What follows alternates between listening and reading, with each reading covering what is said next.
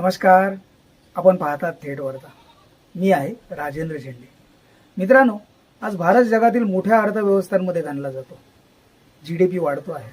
मोठमोठे प्रकल्प उभे राहत आहेत. Digital India, make in India, startup India अशा घोषणा दिल्या जात आहेत. पण दुसऱ्या बाजूला एक सामान्य प्रश्न तरुण विचारतो आहे, माझ्याकडे नोकरी का नाही? शिक्षण पूर्ण करूनही मी बेरोजगार का आहे? घर चालवणं इतकं कठीण का झालं? आणि सर्वात महत्वाचा प्रश्न, शिक्षण खरंच ज्ञानासाठी उरलं आहे का, की तो एक व्यवसाय बनला आहे? आज आपण भावनिक नाही तर वास्तविक चर्चा करणार आहोत. मित्रांनो, कोणत्याही देशाची अर्थव्यवस्था मजबूत तेव्हा असते जेव्हा उद्योग वाढतात, लोकांकडे पैसा असतो, रोजगार निर्माण होतात, उत्पादन वाढतं आणि सामान्य माणूस खर्च करू शकतो. पण आज भारतात परिस्थिती काय आहे? एका बाजूला अब्जाधीशांची संख्या वाढत आहे, तर दुसऱ्या बाजूला मध्यम वर्ग आणि गरीब वर्ग कर्जात बुडतो आहे. महागाई वाढते आहे. पेट्रोल डिझेल महाग झालं आहे. गॅस महागला आहे. घराचे भाडे वाढले आणि पगार तेवढ्या वेगाने वाढत नाही. आर्थिक विषमता. आज देशात श्रीमंत आणि गरीब यांच्यातील अंतर वाढत चाललं आहे. काही मोठ्या कंपन्या बाजारावर नियंत्रण मिळवत आहेत. छोटे उद्योग बंद होत आहेत. स्थानिक व्यवसाय टिकत नाहीत. जेव्हा छोटा व्यापारी संपतो तेव्हा रोजगारही संपतात. कारण भारतात सर्वाधिक रोजगार हे लघुउद्योग निर्माण करतात. भारत हा तरुणांचा देश आहे.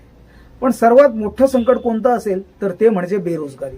लाखो तरुण पदवीधर आहेत, इंजिनियर आहेत, MBA केलेले आहेत, स्पर्धा परीक्षा देतात, पण नोकऱ्या नाहीत. आज कॉलेजमध्ये शिकवले जाणारे विषय आणि उद्योजकांना लागणारे कौशल्य यात मोठा फरक आहे. विद्यार्थी थेअरी शिकतो पण प्रॅक्टिकल येत नाही. कम्युनिकेशन स्किल नाही, डिजिटल स्किल नाही, इंडस्ट्री एक्सपोजर नाही. म्हणून डिग्री आहे पण रोजगार नाही. आज अनेक तरुण फक्त सरकारी नोकऱ्यांच्या मागे धावत आहेत.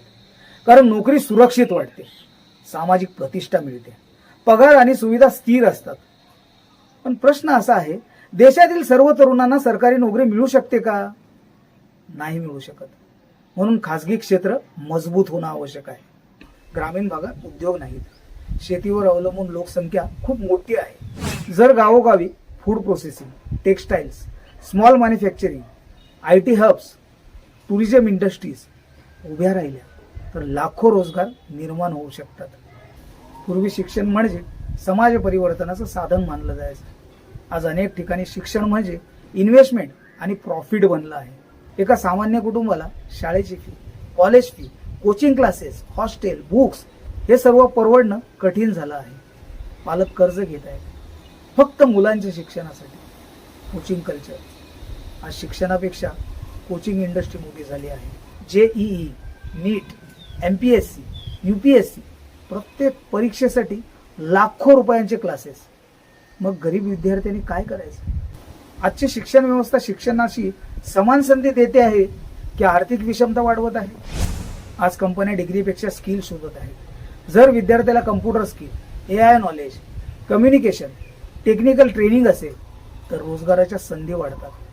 म्हणून शिक्षण व्यवस्थेत स्किल आधारित बदल आवश्यक आहेत.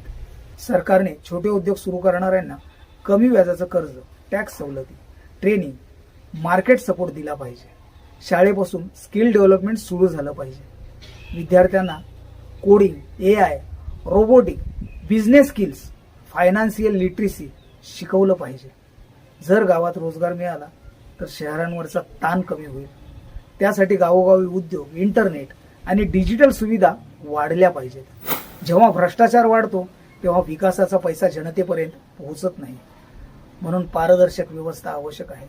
कॉलेज आणि कंपन्यांमध्ये थेट संबंध असले पाहिजेत. इंटर्नशिप, अप्रेंटिसशिप, लाईव्ह प्रोजेक्ट यामुळे विद्यार्थी तयार होतात. फक्त सरकारला दोष देऊन चालणार नाही. आजच्या तरुणांनी नवीन कौशल्य शिकली पाहिजेत. टेक्नॉलॉजी स्वीकारली पाहिजे. छोट्या व्यवसायाची मानसिकता ठेवली पाहिजे. सेल्फ एम्प्लॉयमेंटकडेही पाहिलं पाहिजे.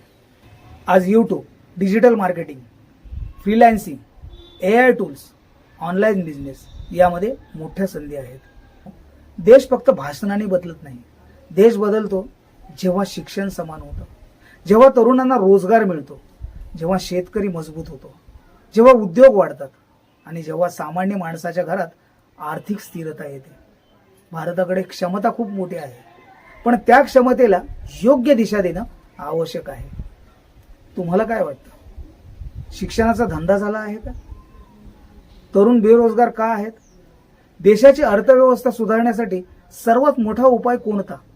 तुमचं मत कमेंटमध्ये नक्की लिहा. व्हिडिओ आवडला असेल तर लाईक करा, शेअर करा आणि थेट वार्ता चॅनलला सबस्क्राईब करायला विसरू नका. जय भारत.